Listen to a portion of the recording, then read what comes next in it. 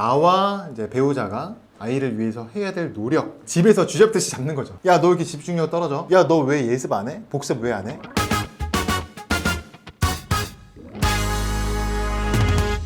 안녕하세요, 유키입니다. 오늘은 제가 코로나19가 아이들에게 떠넘긴 숙제라는 제목으로 우리 아이들을 키우는 우리 부모님들 입장에서 다양한 자료와 함께 재미있게 한번 이야기를 풀어내려고 하니까 구독과 좋아요 지금 누르시고 시청해 주시면 감사하겠습니다. 바로 시작할게요. 이 코로나가 어떤 존재였는지 다시 한번 간단하게 짚어보려고 하는데, 첫 환자가 어디서 발생했느냐? 다들 아시다시피 중국 우 지역에서 나타났죠. 그게 2019년 말 12월에 발병을 처음 해서 발견이 되었는데, 우리나라 같은 경우에는 2020년 1월 말쯤 처음 환자가 제보가 되었죠. 긍정적인 효과가 몇 개 있긴 해요. 그죠? 쓸데없이 잦은 회식 같은 거, 비즈니스를 빙자한 유흥, 이런 것들 정말 많이 없어지면서 이제 가정 내 평화들이 좀 찾아오긴 했었다, 한동안. 지금도 그렇고.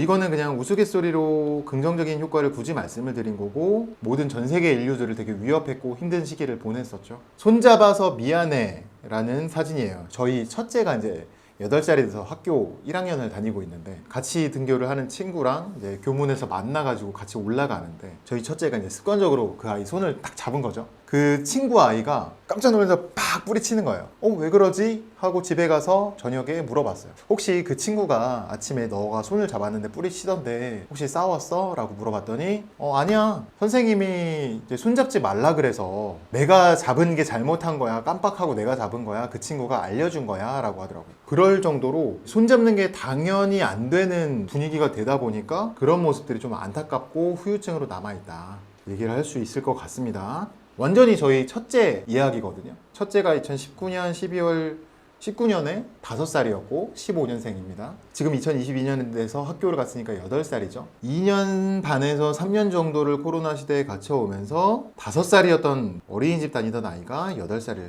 초등학생이 되었다. 요거를 제가 숫자로 한번 표현해 보려고 해요. 인생이 30개월이야. 첫 번째 케이스. 인생이 30개월. 그 중에 코로나가 지금 26개월 정도 됐죠. 이 아이 같은 경우에는 인생의 한 80에서 90%, 85% 정도를 코로나 시대로 보냈다. 인생 전체가 대부분이 코로나 시대, 마스크 쓰는 게 당연한 시대다. 우리 아이 같은 경우에는 만 6년 꽉 채웠나, 그러니까 60개월이다.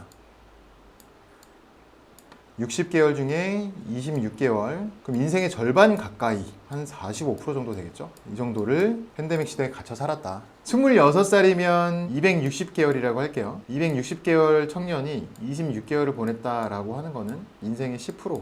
태어난 지 얼마 안 된 아이들이 코로나로 인해 인생을 비율적으로 많이 뺏겼고, 이 친구들은 사실 코로나 이전 시대가 잘 기억나지 않는데요. 저희 첫째, 둘째한테 물어봐도 혹시 예전에 마스크 안 쓰고 다녔던 옛날 시대 기억나? 코로나 이전의 시대 기억나? 라고 하면 잘 안 난대요. 그럴 정도로 지금 사실 아이들 입장에서는 인생이 어마무시한 부분들을 코로나 시대로 보내고 있다.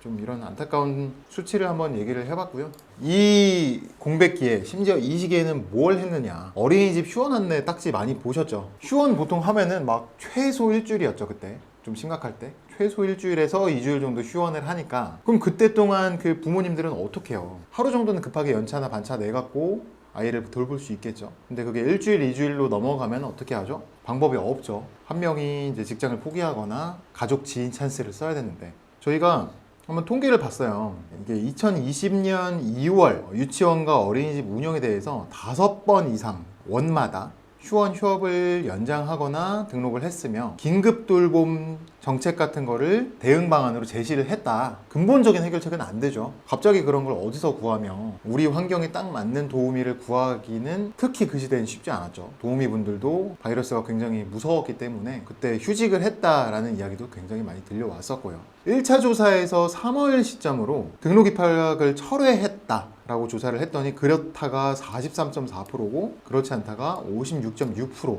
코로나 이전 시대에는 이 정도 비율, 43.4%는 말도 안 되는 비율이에요. 보육기관에 등록하는 게 어마무시하게 경쟁률이 높잖아요. 경쟁률 좀 높은 지역 같은 경우에는 막 반년 대기하고, 최악의 경우에는 1년 대기하는 친구들도 있었어요. 그래서 그렇게 힘들게 들어갔는데 43%나 철회를 했다. 특히 이 부분은 좀 눈여겨봐야 될 것 같은데, 취약 가구에서 그렇다 라는 응답이 상대적으로 굉장히 많았다. 경제적으로 좀 이렇게 넉넉한 상황에 놓여있는 가정 같은 경우에는 등록을 굳이 철회할 필요는 없었어요. 다시 들어간다라는 게 되게 힘들었기 때문에 그냥 유지를 했다라고 볼 수가 있는데, 가정 내 돌봄이나 다른 지인 찬스를 썼는데 유치원비 계속 소비를 한다는 것 자체가 되게 큰 부담이었다. 이런 통계라고 해석하면 될 것 같고요. 본격적으로 아이 얘기를 해볼 건데요. 화면에 보고 계신 요거 많이 보셨죠? 그 어린이집이랑 유치원 다니는 부모님들은 이제 아침마다 연락을 받아요. 때리링 와갖고 이제 오늘도 죄송합니다, 휴원합니다. 오늘도 휴원합니다. 죄송하지만 교재를 받으러 와주세요 라고 이제 죄송한 문자를 받으면은, 처음에는 그 문자를 받으면 하면서 터덜터덜 가요. 평소에 잘 못 봤던 친구 부모님들 만나갖고 안녕하세요 막 이렇게 어색하게 인사를 하면서 주섬주섬 하나씩 이렇게 가져가죠. 팬데믹이 좀 길어지면서 이제 요령이 생기지 않겠습니까? 좀 친해진 부모님들 만나면서 이제 인사도 한 번씩 하고, 그런 부모님들끼리 연락처를 주고받아서 가까운 부모님들끼리 조를 맺었다. 당번이 된 분들은 그 조에 편성되어 있는 아이들 것까지 다 같이 몇 세트를 챙겨가서 집에 돌아가는 길에 배달이요 그러면서 이제 놔두고 본인 집으로 복귀하는 그런 경험들이 있었고요. 아이들이 선생님처럼 해달라고 요청을 하더라고요. 아빠처럼 하지마, 선생님처럼 해줘. 박수민 어린이 똑바로 앉으세요. 박수민 어린이 딴청 피우지 마시고요. 이렇게 하면서 오전을 재미있게 보냈던 기억들이 있습니다. 다들 경험 있으시죠? 그래서 좀 이제 부작용 같은 이야기를 한번 해볼 건데, 추억이 삭제되었다. 지금 보고 계신 사진들 같은 게 이제 코로나 시대 이전의 사진들인데, 아이들끼리 전혀 거리낌 없이 다 같이 뭔가 그룹 활동을 하거나 뭐 그림을 그리거나 바깥놀이도 하고 야외 활동도 하고 그러면서 다양한 추억들을 쌓죠. 집에만 있다 보니까 비대면으로는 추억을 쌓는 데 한계가 있지 않겠습니까? 이런 친구들이 추억이 없다. 추억과 더불어서 가장 중요한 거 요거죠. 사회성. 요게 굉장히 많이 부족하다. 단체 생활을 하면서 경험, 추억, 그리고 사회성을 쌓는 그 시기를 겪고 있었는데, 우리 아이들이 사회화가 굉장히 덜 되었고 여기에 어려움을 많이 겪고 있다. 사회화를 터득할 수 있는 환경 자체가 안 됐잖아요. 그죠? 지금 보고 계신 그 이미지 같은 것들 보면은 야외 활동, 무슨 사생대회 기억나시죠? 돗자리 깔고 스케치북 들고 와서 그림 그리고 돌아왔던 그런 기억들, 그런 것들이 다 전혀 없었고, 심지어 강당에서 하던 그 단체 활동도 안 했다고 하더라고요. 사회화되는 환경이 매우 부족했다. 하나 더 추가로 보태자면은 공간 분리 중요성들 굉장히 많이 들어보셨을 거예요. 공부는 어디서, 밥은 어디서, 놀이는 어디서 하는 공간 분리가 되어 있어야 어린아이들일수록 그 공간에서 일어나는 일들에 대해서 집중을 할 수가 있어요. 집에서 모든 비대면으로 그런 것들을 소화를 하다 보니까 공부도 집에서 해, 놀이도 집에서 해, 친구가 어쩌다가도 어쩔 수 없이 마스크 끼고 놀러 와도 집에서 놀아. 이러다 보니까 공간에 대해서 혼재가 되어 있는 거예요. 그래서 집중력도 되게 많이 저하가 됐고, 집에서 놀고 있어도 언제든지 여기서 내가 지금 놀고 있는 요 환경에서 공부를 할 수가 있다라는 불안감, 이런 생각들이 좀 은연중에 깔리면서 강박이나 불안감 같은 것들을 좀 가져왔다라는 분석이 있습니다. 코로나가 조금 이렇게 잦아들면서 이제 대면 위주의 활동들이 좀 다시 사회적으로 올라오고 있잖아요. 대표적인 지금 문제가 있는 증상들이 뭐냐면, 아이들이 대면 수업을 싫어하게 됐어요. 집에서 항상 편한 사람들만 주위에 있고 다 내 비위를 맞춰주는 부모님, 형제자매가 있었는데, 그게 아니라 갑자기 딱딱한 분위기, 뭔가 지켜야 되는 그런 분위기에 놓여져 있으니까 그게 굉장히 큰 스트레스가 되었던 거죠. 대표적으로 어린이집 가기 전에 스트레스성 복통 호소하는 아이들이 되게 많이 늘었다고 해요. 직장인들이 월요일에 겪는 월요병이죠. 몸이 먼저 느껴서 이제 어디 복통이나 두통으로 나타나는데, 그걸 아이들이 똑같이 겪고 있다. 통계적으로도 한번 물어봤어요. 원장님들한테 각 원에서 영아들에게 심리적으로 변화가 있다, 없다, 있다라고 대답한 원장님들이 40%고 41%가 넘었어요. 유아 같은 경우에는 45%. 평균적으로 40% 이상, 절반 정도 되는 아이들이 사회화 어려움을 겪으면서 불안과 우울과 스트레스 겪고 있다. 원장님들 또는 교사들 도 이제 불안, 우울, 스트레스가 많이 늘었다. 이렇게 해석하면 좋아요. 아직은 사회성에 대해서 익숙해지지 않고 사회를 잘 뭣도 모르는 아이들, 조금 더 어린 아이들이 조금 그래도 덜 나타나긴 했다. 그리고 이제 좀 사회에 대해 좀 적응이 되는 아이들 같은 경우에는 한창 적응이 될 나이에서 못 되고 있으니까 조금 더 높은 비율로 우울함을 겪었다, 좀 변화를 느꼈다. 이런 것들을 전반적으로 뭐라 그러냐면은 백투스쿨 블루라는 사회적 용어가 나타났어요. 코로나19로 장기화로 인해서 비대면 수업, 불규칙 등교를 하던 아이들이 학교로 돌아가면서 심리적 부담감을 겪는 용어라고 합니다. 일반적으로 사회학적인 용어에서는 파란색을 좋지 않은 용어로 사용을 해요, 보통. 그래서 이제 무슨 블루다 라고 하면은 좋지 않은 사회적 현상, 우울적인 현상, 이런 것들을 표현한다고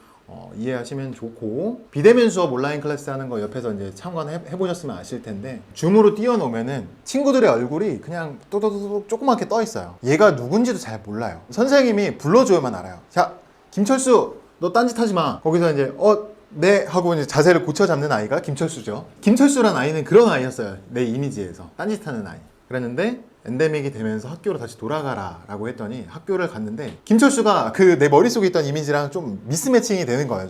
내 머릿속에선 분명히 좀 깐죽깐죽 되는 그런 딴짓하는 아이였는데 실제로 되게 모범적이야. 그때 딱 한 번 잠깐 간지러워서 뭐 어디를 긁었어요. 내가 알고 있던 이제 학교나 반의 분위기와 막상 오프라인으로 가서 겪었더니 오는 괴리감, 감정적인 거 사회화가 덜 된 것과 같이 어우러지면서 더 큰 우울증 증폭 효과를 냈다. 학교 가기 싫다.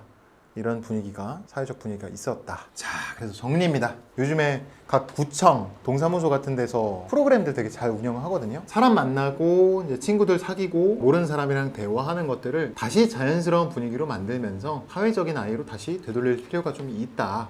다시 또 이제 코로나가 재유행한다 하는 우려가 전망이 나타나고 있는데, 지금 잠시 잠잠해졌고 좀 안전한 시기일 때 최선을 다해서 야외 활동하시고 친구들 또는 또래들 만나게 하시면서 사회적인 능력을 빠르게 배양해서 만약에 다시 최악의 경우에 다시 이제 좀 대유행이 됐을 때 그때 좀 덜 타격을 받으시도록 노력을 하시는 분위기를 만들면 좋지 않을까 합니다. 자, 저는 또 다음에 재미있는 이야기로 좀 유익한 이야기로 돌아오겠습니다. 구독과 좋아요 꼭 눌러주시고 나가시고요. 다음 시간에 더 진지하면서 여러분들에게 공감대를 이끌어낼 수 있고 재미를 이끌어낼 수 있는 컨텐츠로 돌아오겠습니다. 여기까지 유키였습니다. 감사합니다.